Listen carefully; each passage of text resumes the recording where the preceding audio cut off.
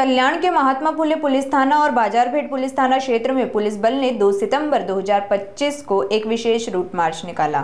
यह route march Ganesh उत्सव और ईद ए मिलाद जैसे महत्वपूर्ण धार्मिक त्योहारों को शांतिपूर्ण और सुव्यवस्थित ढंग से मनाने के उद्देश्य से निकाला गया।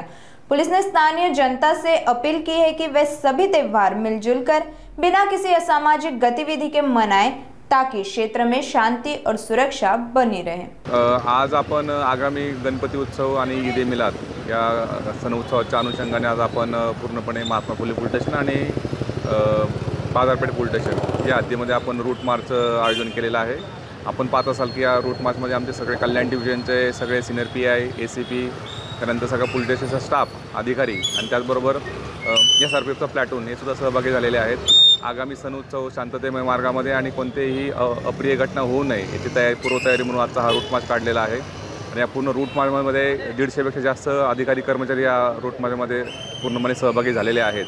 आणि हा रूट मार्च पूर्णपणे आता जो रूट आहे आपला विसर्जन मार्गाचा, ते विसर्जन मार्गावर रूट करून आता आम्ही पारनाका ते लाल चौकीपर्यंत आणि ते दुर्गाडीपर्यंत हा पूर्णपणे रूट मार्च असणार आहे, जेणेकरून आगामी सण उत्सवामध्ये कोणती अप्रिय घटना घडू नये याकरता हा सध्याचा रूट मार्च काढण्यात आलेला आहे।